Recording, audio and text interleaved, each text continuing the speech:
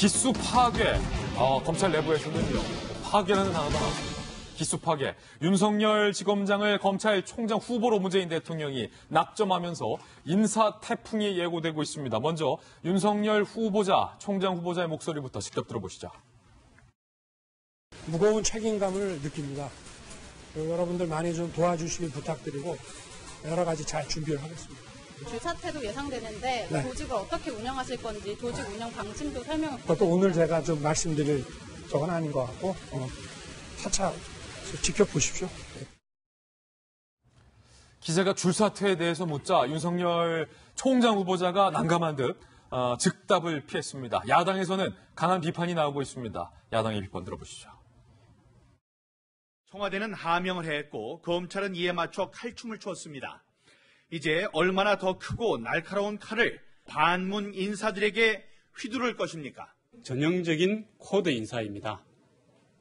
검찰의 독립이 아닌 검찰의 종속을 선언한 것이나 다름없지 않은가 싶습니다. 이른바 검찰 길들이기, 전형적인 코드 인사, 야당이 비판을 하고 있는데 검찰 내부에서도 이런 이야기가 나오고 있습니다. 아까 기자가 질문했던 줄사태 얘기 말입니다. 지금 워낙 파격적인 어떤 내정이기 때문에 검찰 안팎에서 뭔가 술렁술렁. 오늘 특별히 김광삼 변호사님이 검찰 기수가 몇 기죠? 21기죠? 네, 21기예요. 21기. 만약에 검찰 옷 안 벗었으면 지금 윤석열 총장 임명 이후에 옷 벗는 대상자. 맞습니다. 뭐 지금 딱 김광삼 변호사님이 딱 걸립니다. 해당이 되는데 한번 살펴보죠. 88년 총장 임기제 도입 이후에 고검장을 건너뛴, 그러니까 지금 지검장이잖아요. 그렇죠. 그 위에 고검장, 그리고 총장인데 고검장을 안 하고 바로 건너뛰어서 총장에 임명한, 직행한 첫 사례라는 겁니다.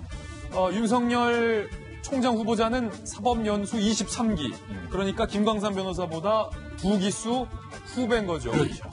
그러니까 23기가 검찰총장이 되면 통상 그 23기 동기와 그 윗기수들은 사실은 그 후배 밑에서 뭔가를 하기가 어렵죠. 선배 기수 19기까지 총 검찰 간부가 29명인데 이 29명이 통상적 관리에 따라서 옷을 벗게 되는 건 아니냐라는 줄사태 얘기가 나오고 있습니다. 검찰 내부에 목소리도 담아봤는데 고검장, 부장검사, 지검장 얘기 한번 보시죠. 먼저 현직 고검장님.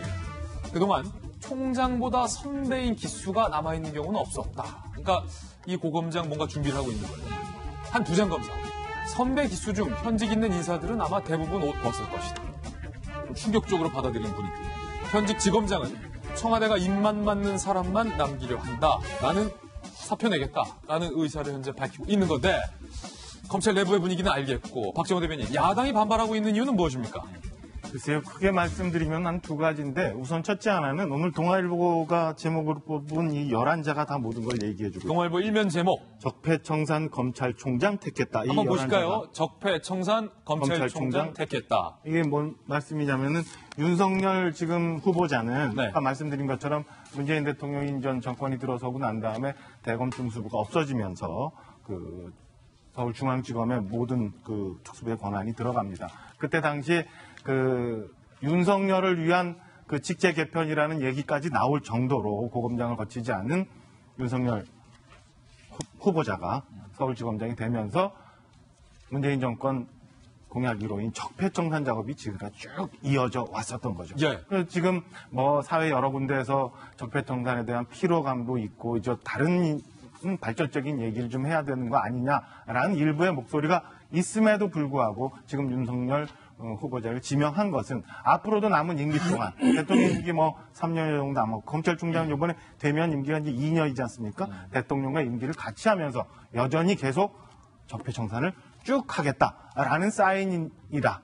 거기에 야당이 왜 아직도 계속 이렇게 하느냐에 대한 반발이 하나 있는 그러니까 거죠. 윤석열 총장 후보자의 남은 임기, 그 문재인 대통령의 남은 임기와 비슷하니까 문 대통령이 남은 임기 내내 적폐청산을 계속 하겠다라는 의지다. 그러니까 야당이 그런 의지를 이 인사로 보여주고 있기 때문에 야당이 저렇게 반발하는 거. 두 번째는 뭐냐면 좀 전에 쭉 우리가 얘기했던 것처럼 소위 말하는 인사 태풍입니다. 인사 태풍. 저는 오히려 뭐 검찰 주류 개편이라고 표현하고 싶은데요. 사실은 말씀드린 것처럼 그 윤석열 후보자는 연수원 23기예요. 지금 문무일 총장은 연수원 18기.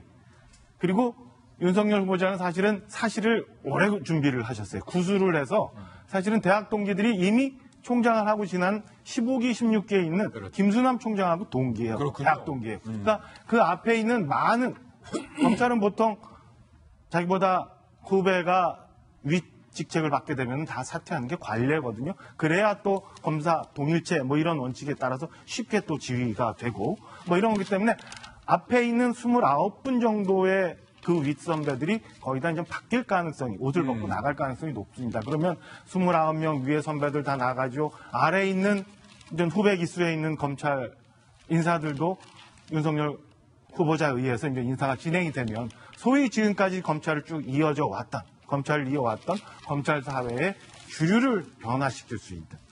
지금 그 문재인 정권 들어서 예. 자꾸 얘기하고 있는 주류 교체, 사회 교체가 이루어지는 겁니다. 이거는 좀 전에 있었던 대법원장, 김명수 대법원장을 통해서 사법부에 많은 변화가 있는 거에 대해서도 야당이 굉장히 문제를 많이 삼았었거든요. 네. 이런 것 같이 이제 두 가지로 두 가지 사유 때문에 야당이 크게 반발을 하고 있는 상황입니다.